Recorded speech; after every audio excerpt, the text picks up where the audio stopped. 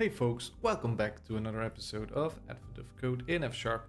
We are at day 7 and this is like my third take because I'm having huge audio issues.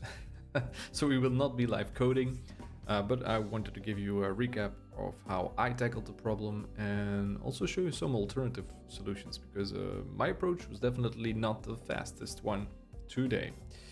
But let's take a quick look-see. Day 7 is bridge repair. It's the puzzle where we are given equations, but we have no operators.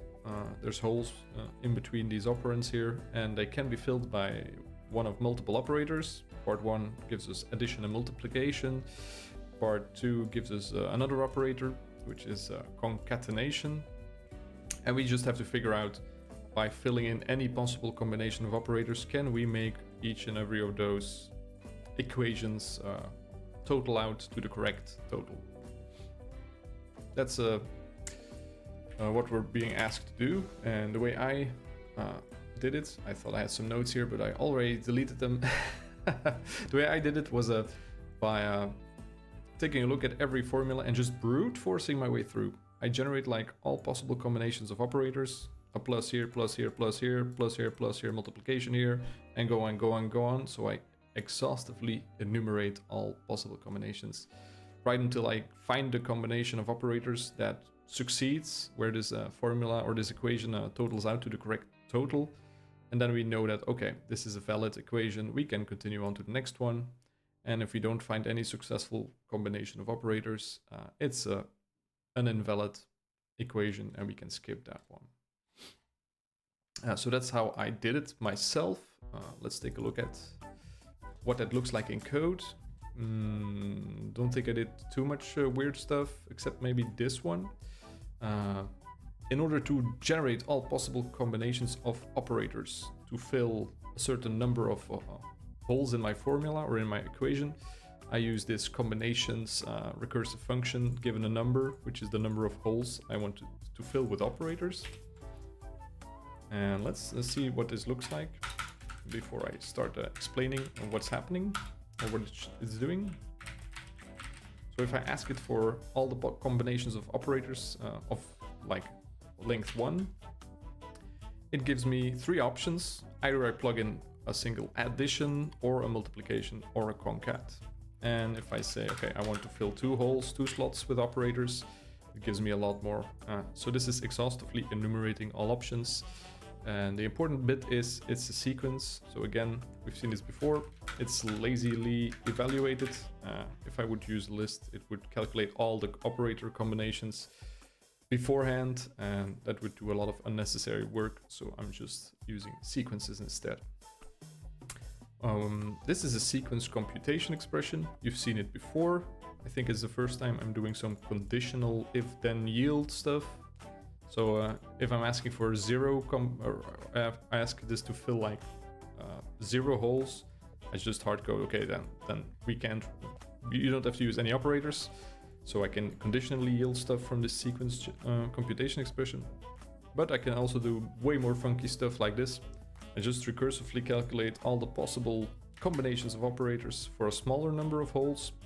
And then I say, okay, for all those combinations, just tag on an addition, or tag on a multiplication, or tag on a concatenation.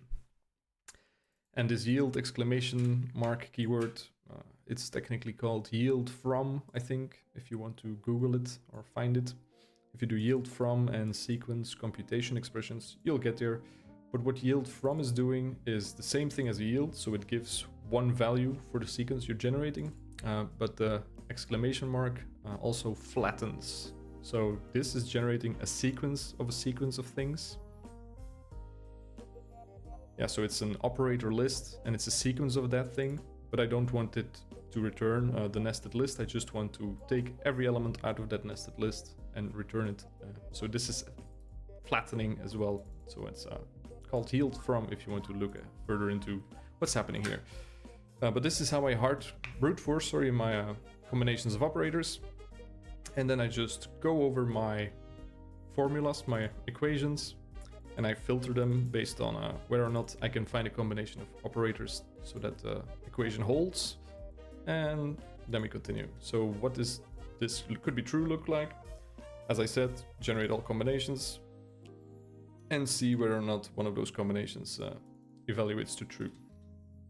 And this is like the heart of the algorithm, but it's just taking a look at the operands and the operators, one of those combinations, and I just apply every operator pairwise to the first two elements of the operands and keep on going. So nothing too earth-shatteringly tricky, except for performance. My approach, brute forcing it, even with the sequence trick, by doing it only by need, not exhaustively generating. It took 6 seconds, which is not great, but also not the end of the world. So I was very happy and I shut my laptop down.